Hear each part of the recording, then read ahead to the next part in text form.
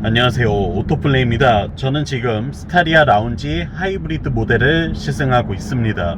현대자동차가 내놓은 MPV죠. 카니발과 함께 쌍벽을 이루는, 정말 이 공간으로 따져봤을 때에는 적수가 없는 국내 자동차 시장에서 압도적인 가치를 갖고 있는 차라고 할 수 있겠는데요. 이번에 하이브리드 파워트레인을 더해서 좀 더 효율을 높인 모델로 돌아왔습니다. 과연 이 스타리아 하이브리드가 어떤 가치를 갖고 있는지, 어떤 매력이 있는지, 또 어떤 단점이 있는지 저와 함께 만나보시겠습니다. 영상 보시기 전에 구독과 좋아요로 더 많은 정보도 함께 받아보세요. 네, 현대 스타리아 하이브리드, 사실 좀 독특한 형태의 자동차죠. 어떻게 보면 일반 승용차로 쓰실 일은 거의 없는 차긴 했습니다. 이 전세대 모델인 스타렉스까지만 하더라도 줄곧 20년 넘는 세월 동안 많은 이들에게 사랑을 받아왔지만 대부분이 업무용 자동차로 쓰시는 경우가 많았고, 자가용 개념으로 사용하는 분들이라면 캠핑카로 개조를 해서 쓴다거나 뭐 이런 특수 목적이 있는 경우에만 구입해서 타시는 경우가 많았던 모델이죠. 하지만 이번 스타리아로 넘어오면서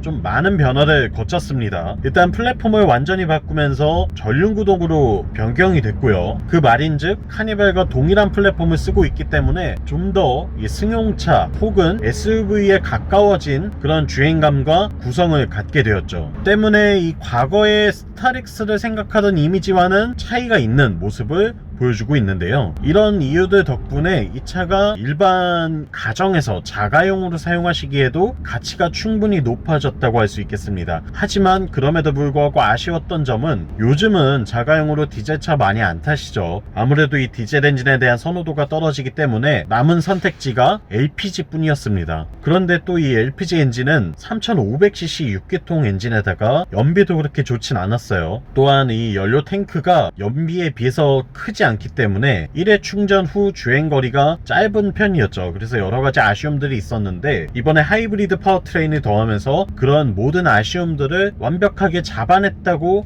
할 수 있을 것 같습니다. 일단 외관 디자인 살펴보면요, 디젤이나 LPG 모델과 비교해서 차이는 없습니다. 스타리아 라운지 모델들이 갖고 있는 동일한 구성을 채택하고 있고요. 풀 LED 헤드램프, 그리고 한껏 강조되어 있는 커다란 그릴과 또 이를 감싸고 있는 스타리아 라운지 전용의 몰딩류들, 또 인스피레이션 전용의 18인치 휠 또한 매력적인 요소가 되죠. 차차의 외형 자체는 우리가 흔히 알고 있는 승합차 혹은 뭐 봉고차라고 부르던 그때의 모습과 실루엣 자체는 비슷하지만 이 앞에 보닛이 좀 더 튀어나왔어요. 세미 보닛 형태를 취하고 있기 때문에 충돌 시에도 안전성을 확보하는 데 도움을 주고요. 그리고 구조 자체는 공간 활용을 아주 넓게 할 수 있는 그런 구조를 갖고 있기 때문에 이런 점에서 봤을 때 실용적으로 따진다면 더할 나위 없이 좋은 차라고 할 수 있겠습니다. 그리고 2열은 슬라이딩 도어가 양쪽으로 달려 있고요.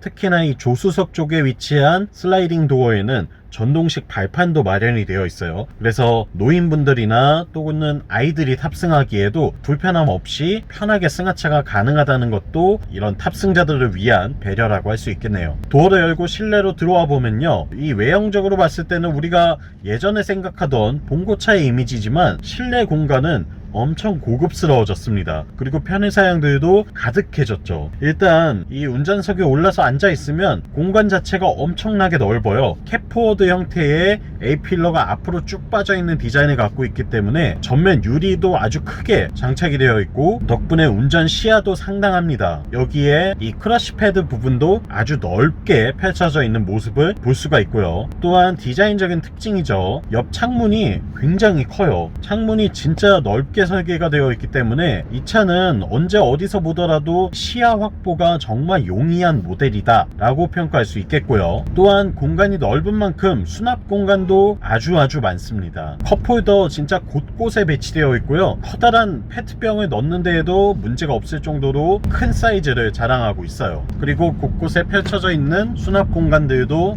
아주 매력적이죠. 또한 편의 사양으로는 보고 계시는 것처럼 10.25인치 디지털 클러스터와 10.25인치 인포테인먼트 시스템, 그리고 서라운드 뷰 기능을 지원을 하고요. 열선 통풍 시트 당연히 있고요. 있고요. 열선 스티어링 휠도 있고 주행 보조 시스템도 달려 있습니다. 버튼 한 번이면 고속도로 주행 보조 기능을 활성화시킬 수가 있죠. 이렇게 많은 기능들을 탑재하고 있고요. 시프트 바이 와이어 타입의 버튼식 변속 장치, 무선 충전 단자, 또 보스 사운드 시스템까지 우리가 일반적으로 이 패밀리카에서 누리고 싶어하는 사양들은 거의 대부분 갖추고 있다고 할 수 있겠네요. 그리고 2열 3열 공간을 보시면 이거는 비교 대상 자체가 없을 것 같습니다. 스타리아와 공간을 비교할 수 있는 모델은 없다고 평가해도 좋을 것 같아요. 그만큼이나 여러분들이 생각하고 계시던 기존의 패밀리카, 기존에 좀 더 넓게 쓸 수 있는 자동차 들과는 완전히 다른 압도적인 실내 사이즈를 자랑하고 있는 모습을 볼 수가 있습니다. 또한 썬루프가 듀얼로 구성이 되어 있는데요. 앞쪽은 우리가 생각하는 일반적인 썬루프인데 뒤쪽은 파노라마 루프가 별도로 또 장착이 되어 있어요. 그래서 2, 3열에 탑승한 사람들이 하늘을 바라보는 시야도 굉장히 넓습니다. 이런 부분들도 이 차를 설계할 때 우리가 단순히 업무용이나 뭐 사람을 빨리 실어 나르는 목적으로만 만든 차가 아니라는 것을 증명해주고 있죠. 그리고 2열 시트는 전동으로 작동이 되고요. 아주 편안하게 누울 수 있는 리클라이닝 기능을 제공하면서 열선 통풍 시트도 당연히 갖추고 있고요. 선블라인드도 마련이 되어 있습니다. 3열 탑승자를 위해서도 선블라인드 마련되어 있고요. USB 충전 단자와 컵홀더가 놓여 있는 모습을 확인할 수가 있죠. 실내의 상품성 자체는 적어도 이 라운지 인스퍼레이션 등급을 선택하신다면 아쉬울 만한 점은 하나도 없다고 장담할 수 있을 것 같아요. 자, 그럼 이 스타리아 라운지 하이브리드 모델의 퍼포먼스에 대해서도 알아봐야 되겠죠. 스타리아 라운지 하이브리드 1.6L 가솔린 터보 엔진을 사용하고 있고요. 여기에 전기 모터를 결합시켰습니다. 근데 이 구성 자체는 사실 현대자동차의 많은 모델들에 쓰이고 있는 구성이죠. 투싼, 산타페, 그랜저 등등의 여러 모델들에 쓰이고 있는 파워트레인이기 때문에 또 그거 썼어? 그거 힘 부족하지 않아? 어떻게 1600cc로 이 큰 차를 끌어? 라고 하실 수 있는데 디테일이 좀 달라요. 일단은 기존의 2.4L 또는 2.0L 자연흡기 엔진을 쓰던 걸 버렸죠. 그리고 1.6L의 가솔린 터보 엔진을 쓰고 있습니다. 기본적으로 터보가 장착되었기 때문에 출력이나 토크 면에서 즉각적으로 발현시킬 수 있는 힘이 더 충분해졌고요. 여기에 전기 모터가 더해졌는데 전기 모터의 용량을 이 스타리아에는 더 큰 걸 장착을 했습니다. 결국 차의 힘이 더 세졌다는 이야기가 되죠. 전기 모터의 출력만으로 약 73마력 정도를 낼 수가 있어요. 그리고 엔진이 180마력 정도를 내고요. 둘을 합쳐서 최고 출력 기준으로는 약 245마력 정도의 시스템 출력을 내도록 설계되어 있는데요. 245마력? 그 정도면 괜찮은 것 같기는 하시죠. 그거는 근데 수치일 뿐이고 배기량이 깡패인데 어떻게 그걸 믿어요? 잘 안 나가죠? 답답하죠?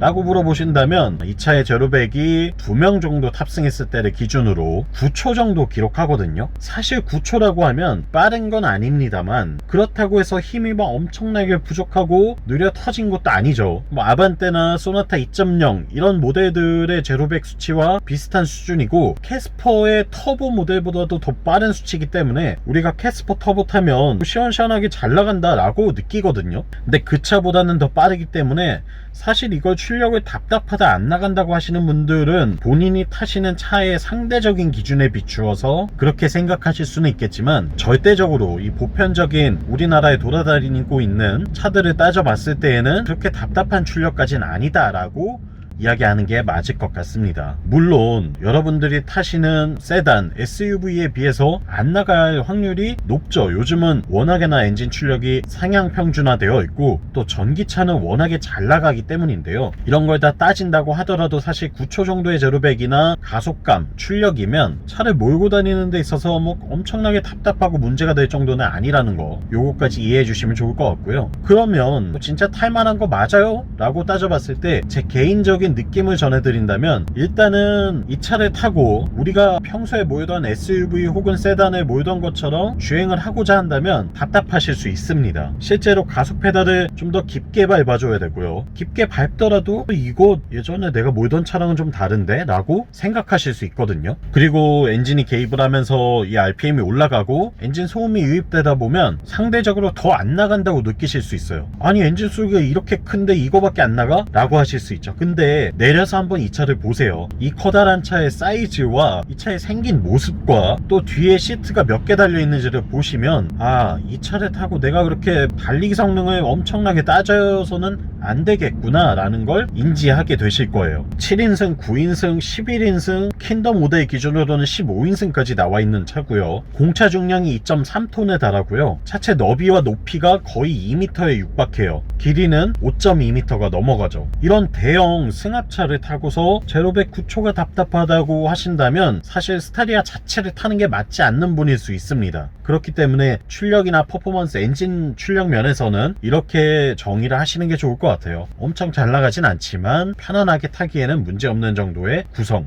그리고 저도 막 가속 페달을 아무리 깊게 밟아도 아주 빠른 건 아니다 보니까 대부분 운전을 좀 느긋하게 하게 되더라고요. 가속 페달도 조금 더 여유 있게 밟고 앞차 끼어들면 들여보내 주기도 하고 좀 더 천천히 달리고 규정 속도에 맞춰서 한 80에서 100km 사이 정도로 제일 많이 주행을 했던 것 같아요. 이렇게 다니니까 전기 모터를 효율적으로 쓸 수 있고 엔진도 필요한 부분에만 개입을 시켜서 굉장히 유용하게 그리고 편안하게 다닐 수 있더라고요. 이 결과 디젤 엔진에 비해서 확실하게 진동이 없으니까 그 부분이 너무 만족스러웠고요. LPG 엔진에 비해서 주행 가는 거리가 훨씬 더 길어지다 보니까 이 부분도 만족스러웠습니다. 이 두 가지를 만족시키는 자동차가 바로 이 하이브리드라고 할 수 있겠는데요. 저와 같은 관점으로 접근하시는 분이라면 구입을 추천드려 볼 만한 것 같아요. 그리고 서스펜션의 구조는 앞에는 맥퍼슨 스트럿을 쓰고 그리고 뒤에는 멀티링크 구조를 쓰고 있거든요. 기본적으로 승차감 자체는 나쁘지 않습니다. 그리고 주행 안정감도 꽤 괜찮은 편이에요. 의외로 약간 단단하게 세팅이 되어 있는데 그렇다고 해서 막 승차감이 엄청 딱딱하고 불편하지도 않거든요. 오히려 스타리아 라운지가 스타리아 리무진보다 저는 서스펜션의 세팅이 좀 다르다고 생각하는데 좀 더 좋은 것 같아요. 스타리아 라운지의 서스가 좀 더 주행이나 승차감이나 여러 가지 고려했을 때 더 어울리는 것 같았고요. 다만 이제 맨 뒷자리 타시는 분, 3열, 4열에 타실 분은 멀미가 날 수 있습니다. 아무래도 운전을 좀 과격하게 하다 보면 그리고 앞자리 타신 분들은 못 느낄 수 있는데 상대적으로 좀 멀미를 하실 수는 있다는 거 참고해 주시면 좋을 것 같아요. 그리고 핸들링 성능 이런 거는 이 차 타면서 논하긴 좀 어려워요. 왜냐면 코너를 조금만 빠른 속도로 진입해도 타이어가 금세 비명을 지르거든요. 이 타이어 자체가 화물차나 뭐 이런 상용차들에 쓰는 그런 구성이기 때문에 사실 뭐 그립이 잘 나오기는 어렵습니다. 이런 점을 고려해서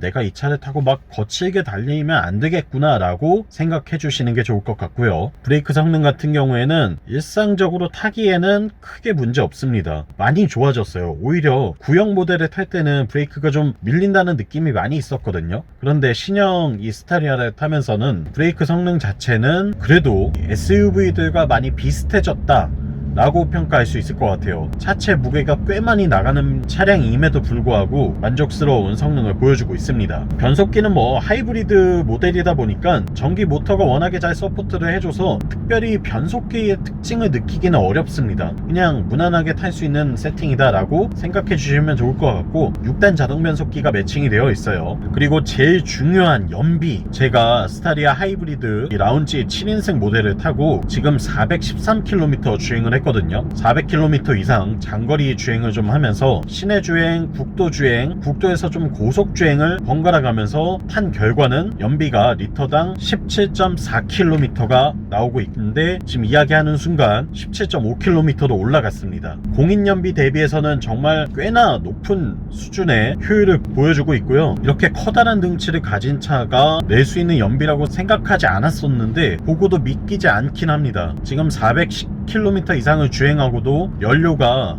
기름이 절반 이상 남아있거든요. 제가 볼 때는 풀탱크 상태로 1회 주유하고 1000km 주행하는 것도 충분히 가능할 것 같아요. 지금 절반 이상 연료가 남아있기 때문에 편안하게 타고 다니시더라도 연비 자체는 진짜 압도적으로 좋다 이렇게 생각하시면 될 것 같습니다. 정리하겠습니다. 현대 스타리아 하이브리드 라운지 모델, 일단 엔진의 정숙성은 조금 떨어지는 편이에요. 엔진이 개입을 하면 소음이 꽤 유입이 됩니다. 그래서 디젤 대비 뭐 압도적으로 정숙하다 이렇게 이야기하기는 어려울 것 같고 같고 그래도 디젤보단 조용하고 진동이 아예 없다는 거, 이게 장점이고요. 나는 이런 소음도 싫어하시는 분이라면 6기통 3.5L LPG 엔진을 선택을 하시는 게 좋을 것 같습니다. 그리고 연비 진짜 압도적으로 좋습니다. 앞서 말씀드린 것처럼 17.5km의 연비를 보여주고 있는 2.3톤의 거대한 차를 또 어디서 만날 수 있을까 싶고요. 편의 장비 정말 많고요. 실내 공간 엄청나게 넓습니다. 승차감도 나쁘지 않아요. 이런 장점들을 갖고 있고요. 아쉬운 점으로는 어쨌거나 이 우리나라에서 이미지가 아직까지는 봉고차,